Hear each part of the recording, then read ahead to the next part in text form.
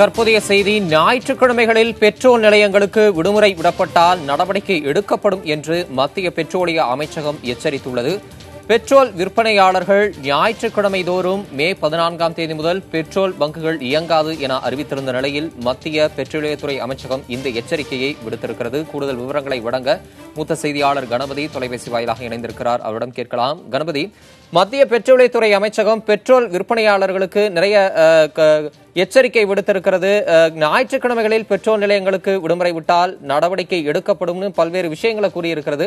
மத்திய பெட்ரோலியத்துறை அமைச்சகம் என்னென்ன விஷயங்கள், என்னென்ன எச்சரிக்கை விடுத்திருக்கு?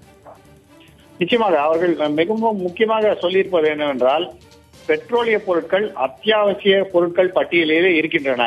ஆகவே அத்தியாவசிய பொருட்கள் மக்களுக்கு கிடைக்காமல் அதனால் ஏதேனும் பிரச்சனை ஏற்பட்டால் நிச்சயமாக அத்தியாவசிய பொருட்கள் சட்டத்தின் கீழ் நடவடிக்கை எடுக்க முடியும்.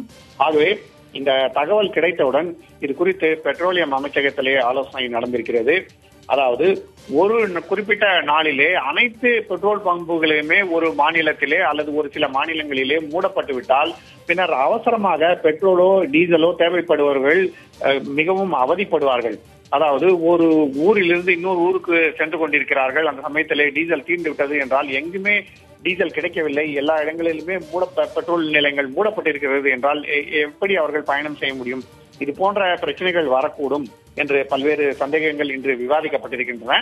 இதன் காரணமாகத்தான் இப்போது முடிவு செய்யப்பட்டிருப்பது என்னவென்றால், பெட்ரோலியம் விற்பனையாளர்களுக்கு இது குறித்து தகவல் அனுப்பி இது போன்ற நடவடிக்கை சரியானதாக இருக்காது, வாடிக்கையாளர்களுக்கு இதனால் பிரச்சனை ஏற்படும், பிரச்சனை ஏற்பட்டால் மத்திய அரசு நடவடிக்கையை எடுக்க வேண்டி வரும்.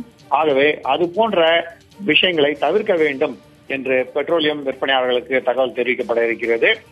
ஏற்கனவே அவர்கள் சொல்லியிருந்தது என்னவென்றால், தமிழகம், புதுச்சேரி, ஆந்திரா, கேரளா, தெலுங்கானா உள்ளிட்ட மாநிலங்களிலே ஞாயிற்றுக்கிழமைகளிலே பெட்ரோல் நிலையங்களை மூடிவிடுவோம் என்று சொல்லியிருந்தார்கள். அதற்கான காரணம் அவர்கள் சொல்லியிருந்தது என்னவென்றால், பிரதமர் நரேந்திர மோடி பெட்ரோலியம் மற்றும் டீசல் பொருட்களின் உற்பத்தி அதிகரித்துக் கொண்டே போகிறது, அதே சமயத்திலே அதன் உபயோகமும் அதிகரித்துக் கொண்டே போகிறது, இதை குறைக்க வேண்டும் என்று சொல்லியிருந்தார்.